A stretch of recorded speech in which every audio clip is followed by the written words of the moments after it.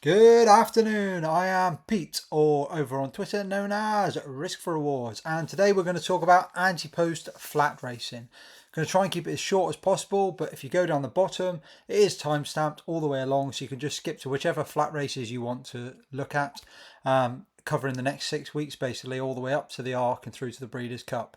I was going to do it in short videos, but I just thought it'd make it more fragmented, so this is probably an easier way of doing it. You can just come back and skip along as you like.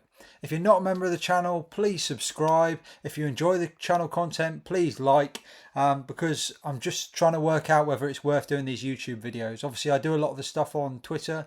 A lot of it generally is written, just short notes and stuff for content. But I like to keep people updated on YouTube as well. So if this begins to get a bit of a following, then I'll keep all the videos up. I'm trying to do as many as possible. They are advert free, which makes it a winner for everyone.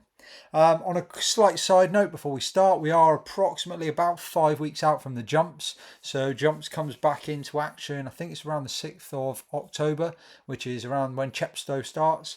I have had the keys given to me for my new website this afternoon, so I'll be working out how to build everything and sort everything out for the next month or so, getting the content uploaded, ready to go for before the season starts. I have got a bit of a surprise, which we'll find out close to the time.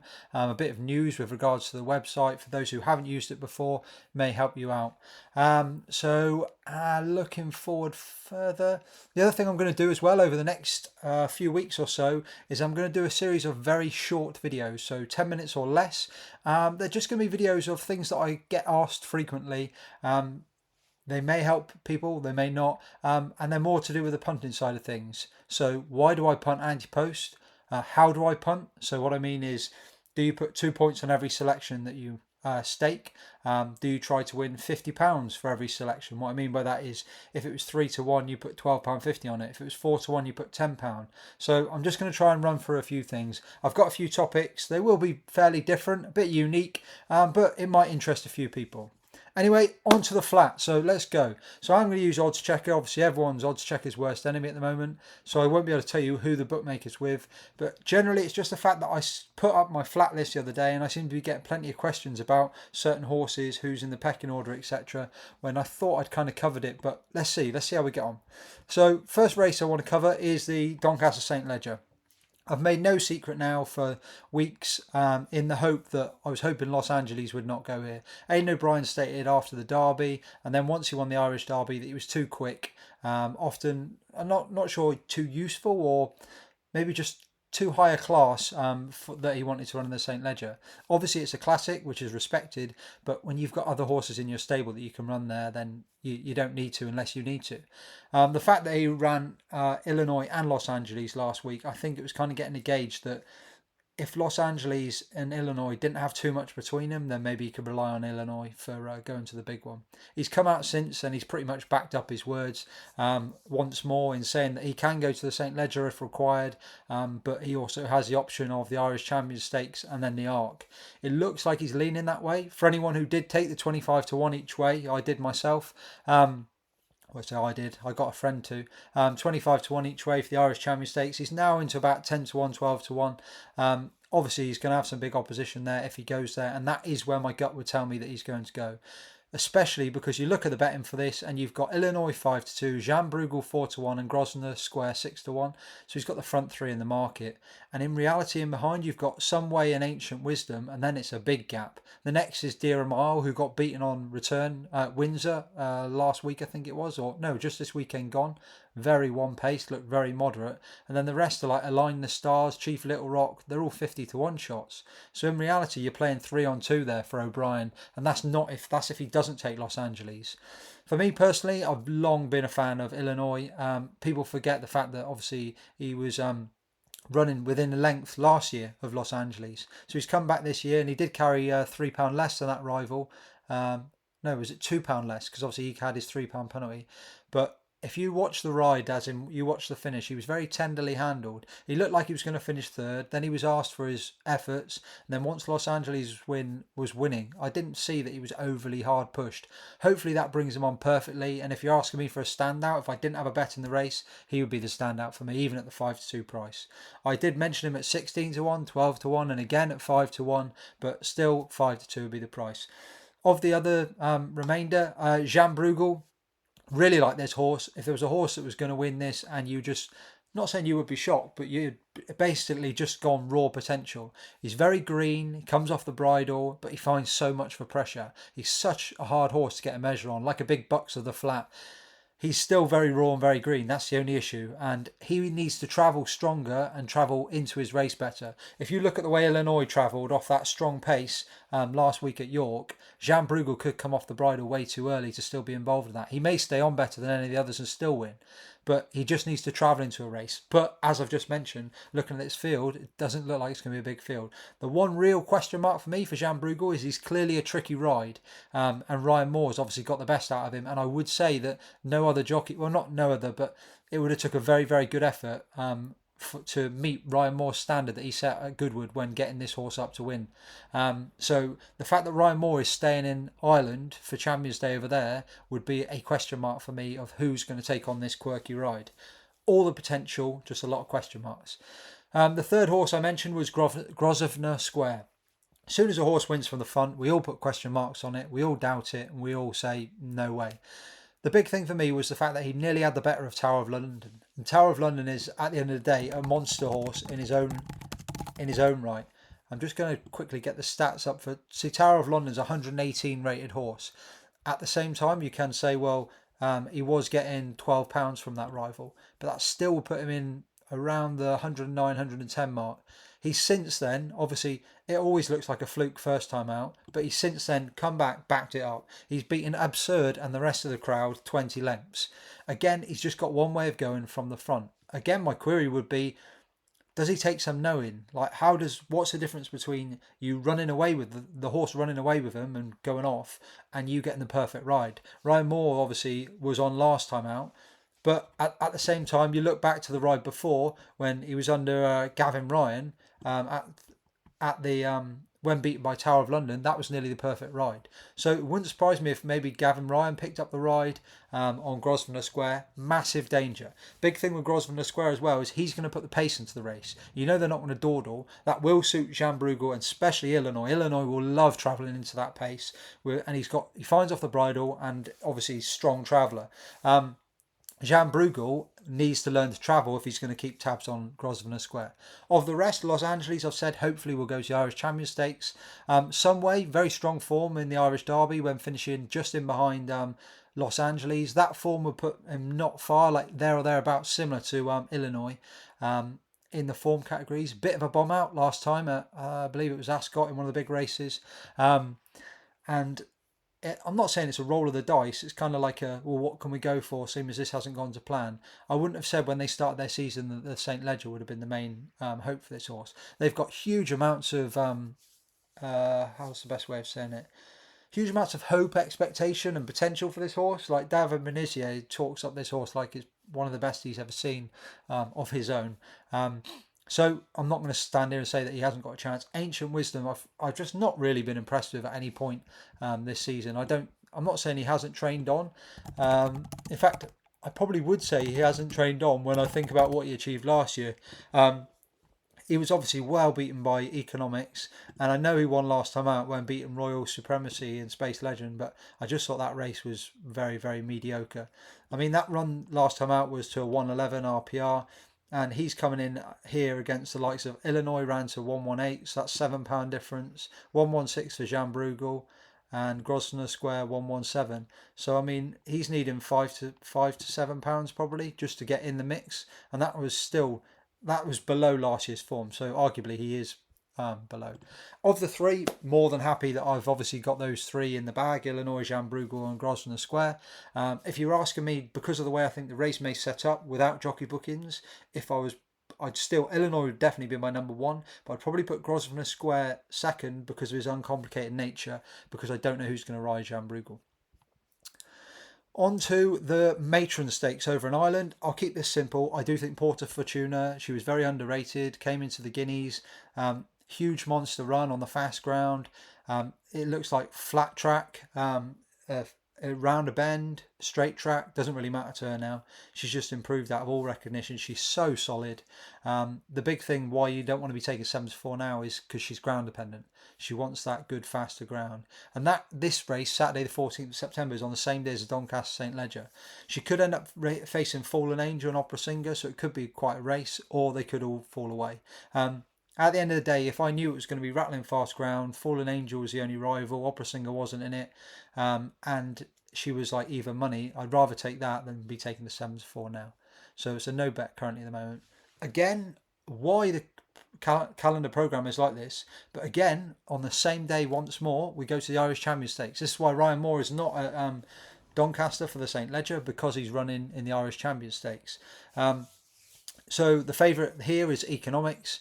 Won in France, beautiful victory, but again, beat J-Ree-B. J-Ree-B got the run of the race. He managed to be fair, they made very difficult weather of it in the positioning, but got on top online and won very impressively. It's not really about what the horse is achieving, RPRs or visually or what you're seeing, it's the way they're talking about him. Haggis knows what he's got. The fact he was willing to skip the Derby and then rest this horse for later on in the season to allow him to develop both mentally and physically.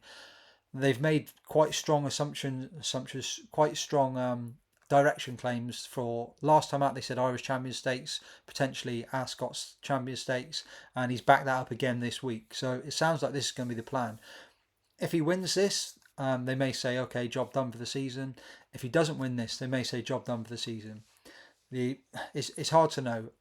The gut would say like he's definitely the up and comer. He's going to get weight from a lot of the field, and he's going to be the potential monster in what could be a bit of a up and down sort of field. Because we flicked through, last year's winner was August Rodin from Luxembourg. August Rodin had put a wobbly in at Ascot, then came here and bolted up. This time round, August Rodin won really well at Ascot, put in a wobbly in between, and now comes here on a redemption again. So we know August Rodin loves fast ground, wants a good pace. If he gets those two things, obviously he's going to be a massive player to bounce back. City of Troy is going straight to America, so he's irrelevant. White Birch is being steadily backed, so it's currently into 6-1 now, having been a much bigger price than that. I'll just have a look. Yeah, 6-1, and actually it's 5-1 in places. Which may indicate that they've finally got over these issues. I'm not a fan when a trainer doesn't come out and tell you exactly what's going on, because every time they've said the ground's not an issue. Obviously, White Birch won 2 races really quick early season. Then they've since then the ground's not been an issue, but they've kept saying, "Oh, he's just not quite right. He's not worked quite that well, or his bloods weren't right." And they've had like little niggly things here and there, and that does concern me, especially when he won so well against August Rodin early season. Los Angeles now into 10s. The hope is the 25-1 each way gets a run for our money. Opera Singer, can't see going here when you've got the likes of August Rodin, Los Angeles, Luxembourg. Passenger, I think, is out for the season. I don't know why he's even priced. Al Riffer's going straight to the Arc. Shin Emperor, I don't know if he's going to go here. He's obviously going to the Arc bound. So this race has a potential where it will cut up, and it will likely be less than 8 runners. For me, having already backed Los Angeles, the hope is he goes there 25-1 each way. You get in the places, you're getting a nice payout. With the potential that I may back Economics as well for win purposes close to the time. But we'll wait and see. We'll see what happens. Obviously, they have got to come. Economics has got to come up to August Rodin's level. Flying 5, not going to go into the sprint. So all of those were on one day, by the way. Saturday the 14th. That is 2 weeks on Saturday. On to the Sunday. And we have the beast, the GOAT, the best horse in racing over the long distances. And that is Kyprios. He's currently trading at 4-5 on Sky Bet, Paddy Power Betfair, in the Irish St. Leger. If he goes there, he clearly won't be 4-5. But Aidan did a stable tour the other day, and he mentioned plenty of his horses. He didn't mention Kyprios, which not strange because he doesn't really need to. He did mention straight after, he said this is going to be the plan, so I would expect him to be here. They've mentioned a few options with Kyprios. They've said basically that the main aim now is Ascot Gold Cup next year, so he can run in this race, then be wrapped up for the winter, or he could run in this race and then he could potentially go over to France, obviously where he bolted up in the softer ground. There's been no mention of the Ascot Champion Stakes long distance cup, so we'll come to that later, but I'm just clarifying that now. So not to say he won't go there, but they haven't mentioned it yet. As far as here, he comes up against Giavoletto. Like, Giavoletto is a horse that he's not actually come across yet and has improved leaps and bounds. The long distance background, the long distance race is are very, very weak. Like you looked at the way Vauban pretty much fell in the other day. Very, very poor. Um, but Giavoletto has bolted up twice. And a quick look at his numbers, and his last time out, when beating Arrest, who again is not a great horse, he ran to a 122 RPR. That's only £2 behind Kyprios. So the bottom line is, I can make all these things up. I can say whether, but if Kyprios is there, there's only one horse you back. You either take the price, whatever it is, if it's 4 to 5 or whatever, or you just sit and watch the race and enjoy it. For whatever reason, I don't know why bookmakers do it. They did it with Stradivarius, and they've done it many times in the past. They always seem to doubt the long distance horses, like they can't back it up two runs in a row. What they end up doing is they end up pushing the price out, and we saw it last time with Kyprios. Even despite how well he'd ran at Royal Ascot when bolting up, he then went and did exactly the same at Goodwood. But he drifted. He was like 2 to 5 in the morning. Suddenly he's then at 8 to 13, and then he gets bigger and bigger. And then what do you know? He's getting the job done, and he's getting the job done at a bigger price. So on we go. On to the Air Gold Cup. Not going to look at that yet. And then we're on to some of the flat races of the 2-year-olds. I don't want to dive into those. I've done well this year by avoiding most of these 2-year-old flat races by not guessing where everyone's going. So now we're going to switch across to the international scene. So the international scene, we've obviously got the Arc de Triomphe. So the Arc de Triomphe, Luc de Vega, I mentioned ages ago, 4 to 1. Exactly what he says on the tin. Very similar to last year's winner, Ace Impact. 4 to 1, now into 3 to 1. Could easily see maybe being 5 to 2 or something of the like on the day. Depends on, is going to one of the 2 Arc trials. If getting the job done there, then could shorten again, or likely will shorten again. But you might be looking at maybe a 5 to 2 poke on the day. For me, that's probably a win purpose bet if you've had a few each ways on the outsider. The 2 that I still remain quite keen on are Sparkling Pensy at 20 to 1, who also runs on the Arc Trials day. Kind of needs to, well, she does need to win to book her ticket. She's not in the same race as Luc de Vega, as they're both now owned by Qatar. She runs in a different race. I think it's the Vermeil she runs in. If she needs to win and she needs to win well in order to book her Arc ticket. But I was impressed with what she did. I know she got beat, but she found plenty for pressure, staying on in behind the 2 Opera Singer and the horse that won last weekend. And she's just one of those horses where it just stood out and thought, yeah, she's a fair price. I took 25 to 1. I'll probably look at playing her on the day, on the Sunday. So these are Sunday the 15th of September, so 3 weeks on Sunday. So mega busy weekend.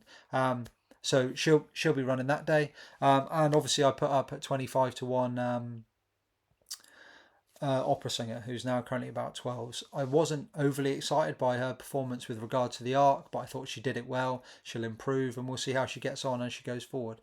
This is a bit of a messy picture still at the moment. Like you've got likes of like White Birch, who, if going really well in the Irish Champion Stakes, will become a much short price. Al Riffa wouldn't really be a horse for me. I never really want to back the Japanese runners because they haven't won it and they seem to send plenty. And despite obviously going well, if you're going each way, fair enough. Sozi I thought was very underpriced, like 9 to 1 is pretty horrific in my opinion. Might well win, but I just didn't think on based on what had shown so far. And there's a lot in here who aren't going to run. Like Economics and City of Troy are both 20 to 1 apiece, and neither of them 2 are going to run.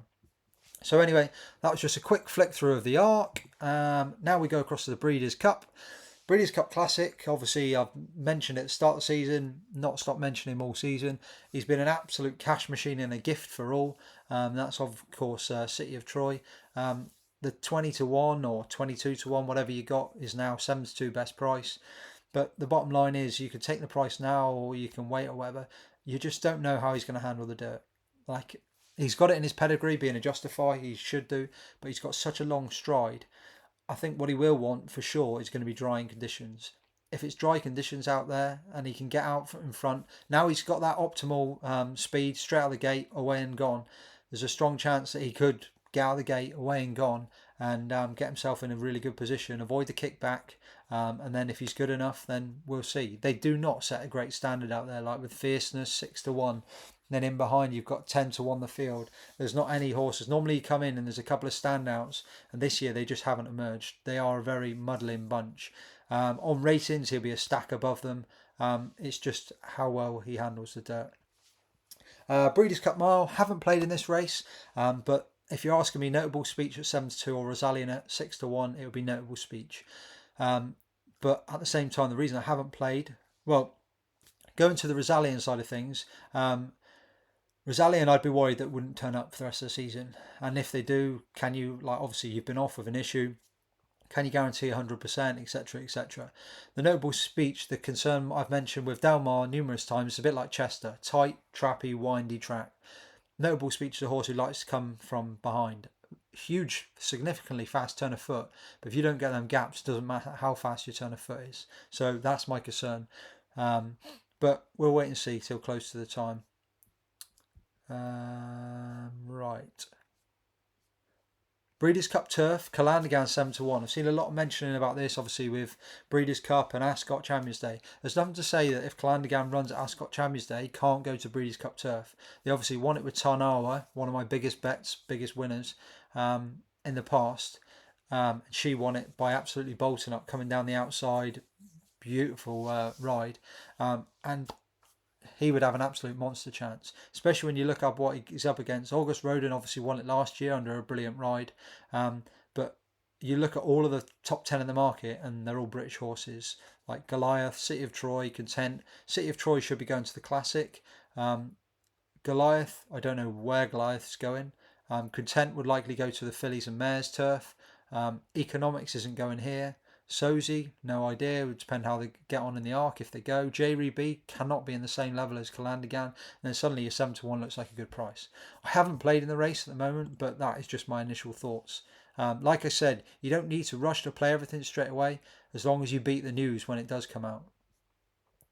So let's go back to England and let's head over to Ascot Champions Day.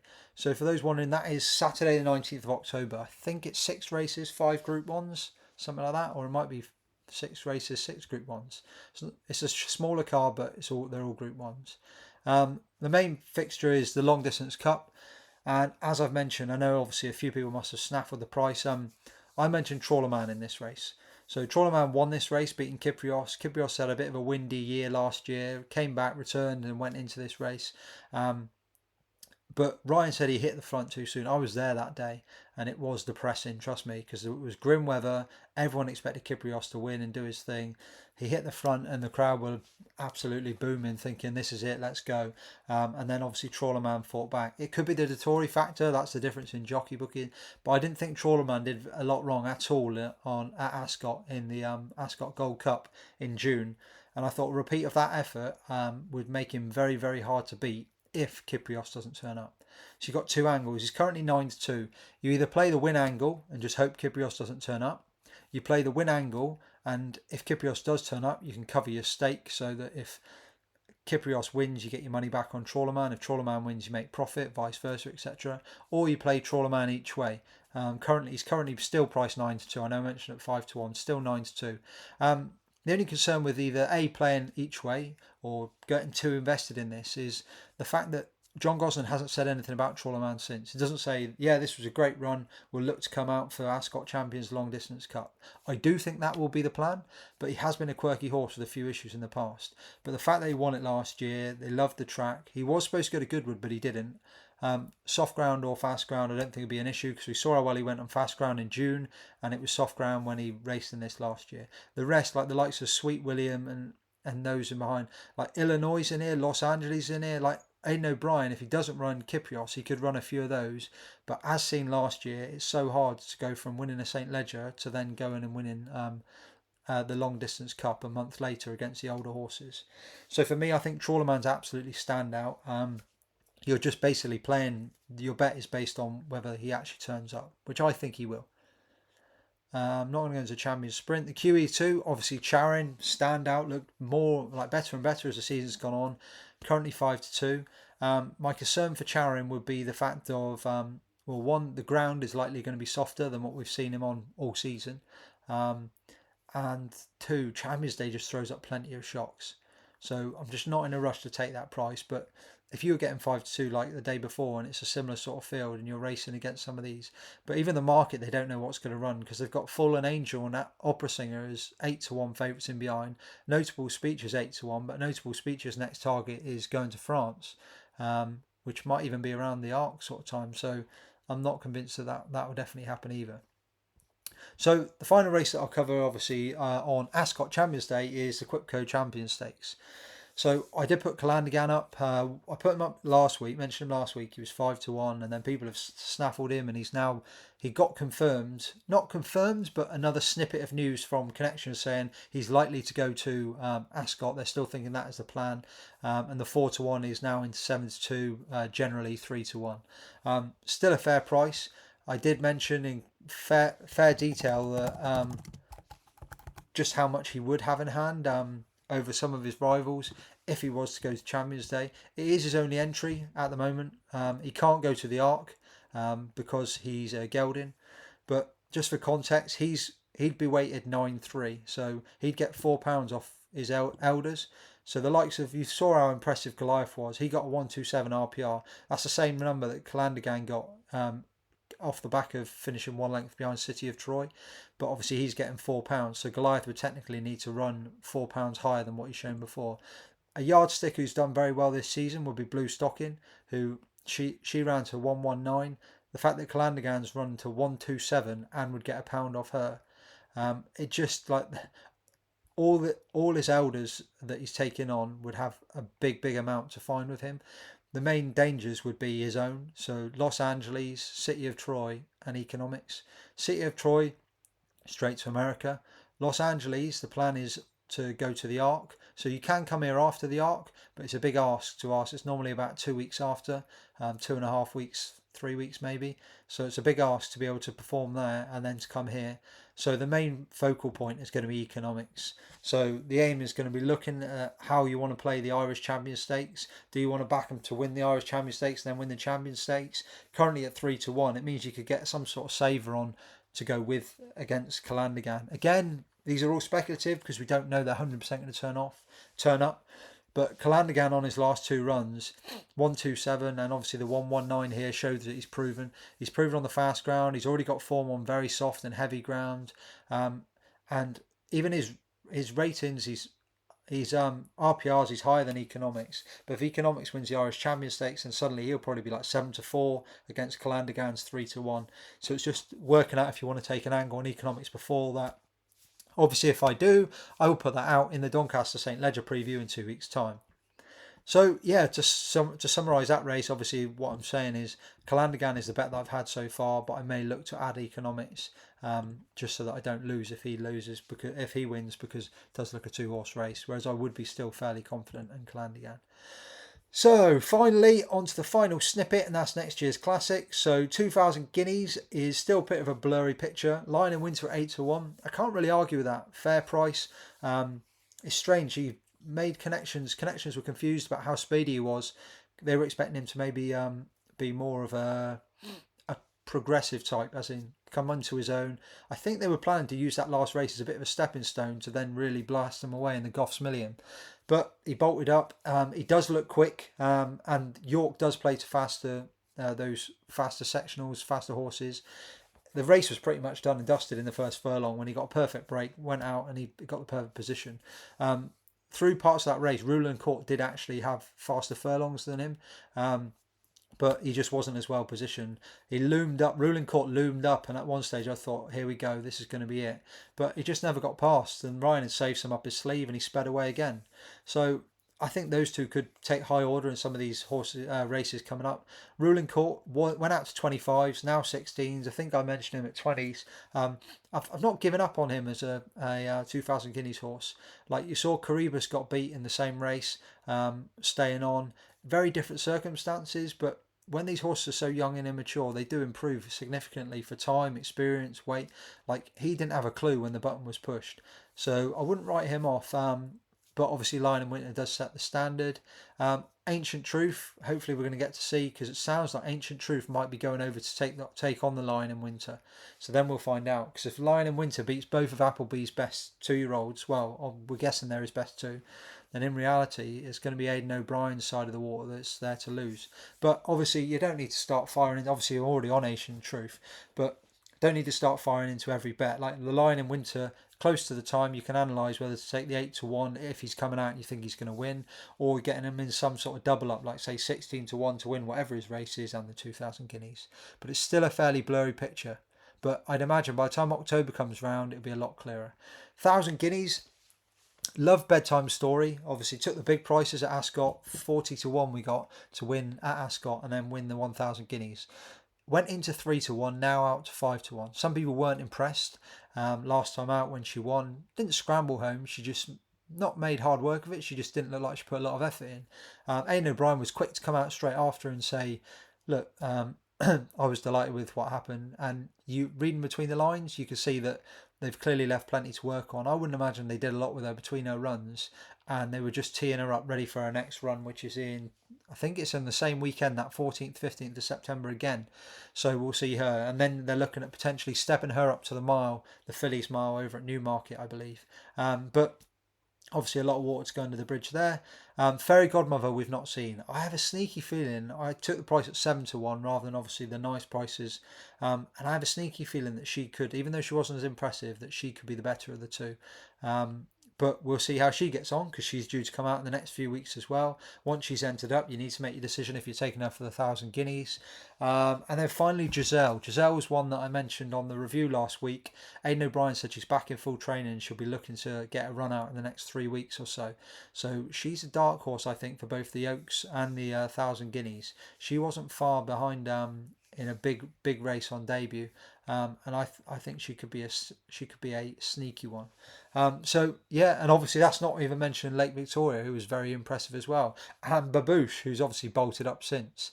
So the 1,000 guineas is looking a lot hotter, but still a blurry picture compared to the 2,000. But you've got to remember, you do get a bit more generosity in the prices, because you get all the information by the end of October for the flat races, but because they're 6 months away, a lot of the time the bookmakers have to price that in. The horse may not train on, may not come back into training, and may have an injury, etc., etc. Like look at Opera Singer. She was the best 2-year-old filly last year. She didn't come back into training in time. She missed 1,000 guineas.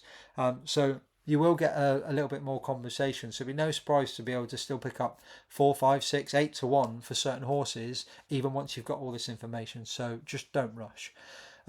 Obviously the Derby, we're going for a 4-timer after 3 in a row, but nothing has leapt off the page massively to me. Obviously Lion and Winter has, but I don't want to nail my colours to the mast straight away when there could be plenty more to come. We haven't seen a lot of horses more than 2 times, so we'll wait and see. And the Oaks, obviously I've mentioned, we'll just wait and see. I didn't think that Bedtime Story or Fairy Godmother looked like Oaks horses, so I didn't take a price on either of those. It's rare for me not to take the double, do the Oaks and the Guineas, but I haven't took a price on either of those. Giselle was the one I was thinking about. But we shall see. So right, what else do I have for you? So maybe just one for the weekend so far. I'm going to have a look through now, but I'm just going to bring up the one race that I want to cover is the Virgin Bet Chester Stakes. So the Chester Stakes is at Chester, 1 mile 6 furlongs. And the horse I like is our old favourite for anyone who's been on the Cheltenham Trail with me last season, and that is Absurd. 12-1 winner, 10-1 winner, whatever price you want, county hurdle, bolted up. Again, obviously had plenty of time off, has been touted as going to the Melbourne Cup by Willie Mullins, came back behind Grosvenor Square, basically just had a nice freebie run out, was backed in on the day into about 5-2. Grosvenor Square went away, never saw another rival. Absurd was travelling well, coming into the race nicely, pushed off the bridle, but once realising the other horse was 20 lengths away, they just said, okay, it is what it is, just let him coast home, 31 lengths defeat. I would expect to see a lot better from here. I'm not a massive fan of Danny Tudhope at the moment, so it's not the best jockey booking. Has got a really good stall in stall 1. I had a quick look through earlier. In the last 1, 2, 3, 4, 5, 6, 7, 8 run-ins, every winner's come from stall 5 or lower. I will caveat that with some of these races only had 5 runners, but from stall 1 or 2, 4 of those 8. So 2 of the last 8 and 4 of the last 8 have come from 1 and 2. And obviously Rajinski's in stall 2, so I wouldn't worry about him. The only obviously caveat to that again is Absurd's a hold-up horse. But the big positive is they go on and on and on about how much this horse wants fast ground. Well, he's going to get fast ground unless we get a massive downpour tomorrow. Obviously, Ebor winner last year, which obviously we saw last weekend how impressive and how important it is to get those sort of victories. That was off a mark of 104, so comes here off a mark of 105. On that day, gave KS Chorister £5, I believe. Yep, £5, and also gave another one of today's rivals, who I can't even see. Basically, gave KS Chorister £5 that day. Gives KS Chorister £5 on Saturday. So runs off the same mark. KS Chorister was absolutely hammered that race, finishing approximately hammered, I say, 3 lengths behind. My concern for KS Chorister is I just think has not gone forward, has become quirky, awkward, difficult. This whole switching of jockeys, this is now the 4th different jockey they've tried. They've gone, 5th, 6th. They've gone in their last. They've gone Oisin Murphy, Jamie Spencer, Ross Orion, Benoit, Harry Bentley, and now James Doyle. You have to get to a point when you think it's not the jockey, it's the horse, guys. So I couldn't back her because she's just become very quirky and awkward and very difficult to win with. So it wouldn't be for me. Fairbanks, I mentioned last weekend when running in the Ebor, it was a negative that Oisin Murphy wasn't riding because it is a quirky type. Got no run in the Ebor last weekend, but still finished only 8 lengths beaten. Could bounce back here, but is below these on form and RPRs. And again, Oisin Murphy's not riding. So the 2 that I saw as a dangers for me were Real Dream and Samui. The concern for Samui is ran an absolute screamer at York on the 21st of August. And bearing in mind, it's only the 29th today. I'm recording this at 4 p.m, by the way. The 29th today, I would be worried, despite obviously finishing, was given a very hard race that day. But looking through some of the runs, this horse has backed up quite quickly, like within 2 weeks before, and run very well. It would just be in the back of my mind, the fact that have they maybe just said, let's leave the horse over there and then target this. Don't get me wrong, could have a great chance. The other negative I had was this horse was staying on in the death really, really well over the 16.5 furlongs. This is a drop back and trip to 14.5 furlongs, but danger all the same. The other horse that I like, I think Sir Michael Stats had quite a quiet season this year, and that is Real Dream. Again, another jockey I'm not massively keen on in Richard Kingscott. But this horse was progressive last season. 111 RPR this year would put him there and thereabouts with just in behind Absurd, and has had a wind up. So first time out after wind up. Had a little bit of a break since June, having been absolutely smashed. 34 lengths could improve for this run, and then next run could be the time to catch him, or could be there or thereabouts. To be honest, it was hard that I haven't managed to find a price against Absurd that I wanted to go against Absurd, if that makes sense. Basically, there was none of the savers. I thought, you know what, I have to have that horse on side. So at the moment, the only bet for me is the 3-1 Absurd. It's not a particularly strong, mega confident, this is the nap of Saturday sort of thing. But when I look back to the Ebor last year, ran off a mark of 104, ran to 115, up to a mark of 109 here. And obviously this isn't a handicap. This is a listed race. So, that mark of 115, if running to that level, is better than anything else in this race. And obviously KS Chorister has ran to 114 and gets £5 off, but on collateral form and the quirks that I've mentioned, wouldn't be interested in that horse. So maybe it's because I've got a little bit of a love affair with Absurd after the county hurdle situation. That's my selection. I know a lot of people will be focusing in on the Solario stakes. I haven't nailed my colours down. I do think the front 2 look standout. It's easy to see why they are priced 15-8 and 3-1. Andrew Baldwin, I believe, did he finish second in this? I think he finished second in this race with Kamiko. John Gosden won it 3 years ago with Reach for the Moon, which we all know turned out to be not that great a horse. Yeah, he did. He finished with Kamiko, who finished second in this. Crazy to think that he finished second in this. Charlie Appleby's won the last 2 run-ins. John Gosden's won 2 of the last 6. So John Gosden knows what it takes. Regardless, if you're going to back Field of Gold, do not complain whatever happens with Kieran Schumacher in the saddle. You're making your own bed. If I back him and if I put him up, that'll be me making that decision. He was very, very impressive. The times are fast, the furlongs, everything about it was very good. He's currently priced around 15 to 8. It's the best price you can get on him. And I really liked the Royal Playwright as well last time out. A little bit more workmanlike than the Field of Gold. So, but we'll see. We'll let the dust settle on that. So anyway, fairly quiet weekend. The big one coming, as you can probably imagine, is the 14th of September. So that is 2 weeks on Saturday. So the weekend after this is a bit of another quiet weekend. And then it is Monster Central. There's like 10 of them. So you're going to have to save the pennies ready for that weekend if you don't want to have a bet this weekend sort of thing. So any selections I have, I will put on Twitter either tonight or tomorrow. Again, if you're not already subscribed, please subscribe. The more subscribers, brilliant, so that I can grow this channel and it makes it worthwhile so that I can see that people are clearly listening. Likes are much appreciated. Any comments, any questions, throw them in. I read all of them, especially as there's only normally one or two. Anyway, enjoy your weekend. Hope you're having a great summer and goodbye.